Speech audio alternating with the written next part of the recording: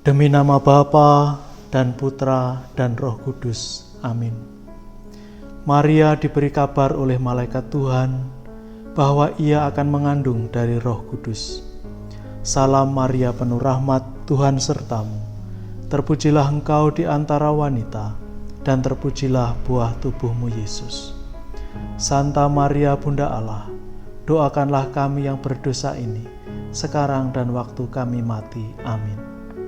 Aku ini hamba Tuhan, terjadilah padaku menurut perkataanmu. Salam Maria, penuh rahmat, Tuhan sertamu. Terpujilah engkau di antara wanita, dan terpujilah buah tubuhmu Yesus. Santa Maria Bunda Allah, doakanlah kami yang berdosa ini, sekarang dan waktu kami mati. Amin. Sabda sudah menjadi daging dan tinggal di antara kita. Salam Maria, penuh rahmat, Tuhan sertamu. Terpujilah engkau di antara wanita, dan terpujilah buah tubuhmu Yesus. Santa Maria Bunda Allah, doakanlah kami yang berdosa ini, sekarang dan waktu kami mati. Amin. Doakanlah kami, ya Santa Bunda Allah, supaya kami dapat menikmati janji-janji Kristus. Marilah berdoa. Ya Allah, karena kabar malaikat kami mengetahui bahwa Yesus Kristus Putramu menjadi manusia. Curahkanlah rahmat-Mu ke dalam hati kami, supaya karena sengsara dan salibnya, kami dibawa kepada kebangkitan yang mulia, sebab Dialah Tuhan dan pengantara kami.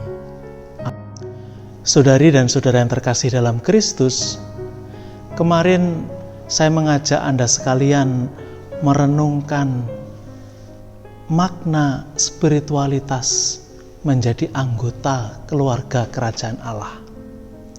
Kita semua karena baptisan, kita menjadi putra dan putri Allah, anak-anak Allah. Kita menjadi saudari dan saudara Yesus. Ketika Yesus mengatakan, barang siapa mendengarkan sabda Allah, mendengarkan dan mau menjalankan kehendak Allah, mereka adalah ibu dan saudari-saudara Yesus.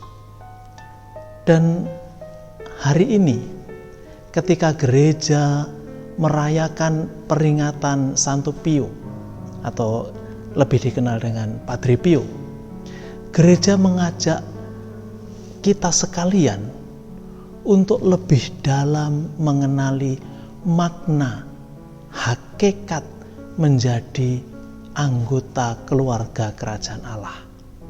Kita bukan sekedar anggota keluarga biasa, kita juga murid. Setiap anggota itu menjalani proses pemuritan. Tentu kalau kita ngomong murid, konsep kita pasti ada persekolahan, ada guru, ada pelajaran, dan ada kurikulum. Kita boleh bertanya, ketika kita dalam proses pemuritan dalam perguruan Yesus ini, gurunya Yesus sendiri, kurikulumnya kurikulum kerajaan Allah, kasih setia, dan kita diajar dalam teori dan praktek. Yesus mengajar berbagai teori. Lalu Yesus hari ini mengutus para murid untuk mempraktekkan. Mereka tidak diutus tangan kosong. Mereka diberi bekal, diberi petunjuk bagaimana harus menjalankan perutusan, bagaimana mereka harus menjalankan misi sebagai seorang murid Yesus. Saudari dan saudara terkasih, pada zaman sekarang, pada zaman modern, Anda semua pasti mengenal istilah brand ambassador.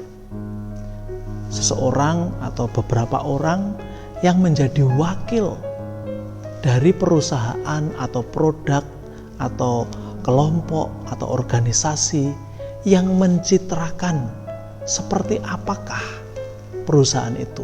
Seperti apakah produk itu?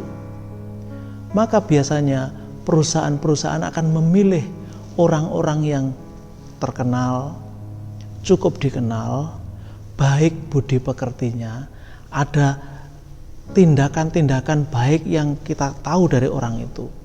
Lalu dicitrakan brand ambasador perusahaan tertentu. Nah, kita yang mengaku diri murid-murid Yesus, yang menjadi anggota keluarga kerajaan Allah ini, yang ikut proses pemuritan ini, kita juga menjadi brand ambasador kerajaan Allah.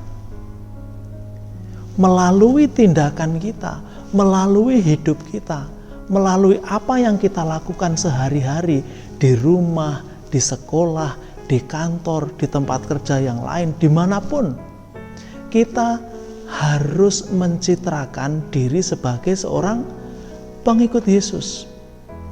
Setiap tindakan kita harus dikenal orang sebagai pengikut Kristus. Seperti seorang brand ambassador, kemanapun dia pergi, dia harus ingat bahwa dia membawa sesuatu. Dia bukan sekedar dirinya sendiri, tetapi ada sebuah produk, ada sebuah perusahaan, ada sebuah organisasi yang dia wakili. Dia tidak bisa lagi ngomong sebagai dirinya sendiri. Dia menjadi seorang wakil. Nah, kita murid-murid Yesus ini sama. Ketika kita bertindak, ketika kita berbicara, ketika kita berinteraksi dengan orang lain, ketika kita harus berhadapan dengan situasi sulit, kita tidak membawa diri kita sendiri. Kita membawa Kristus dalam hidup kita. Maka kita berharap bahwa dalam perkataan-perkataan kita, dalam perbuatan-perbuatan kita, dalam perilaku kita sehari-hari, seharusnya kita mengharapkan bisa menjadi cermin. Orang akan melihat, orang akan mengenali. Oh, ini toh pengikut Kristus. Ini toh ajaran Kristiani.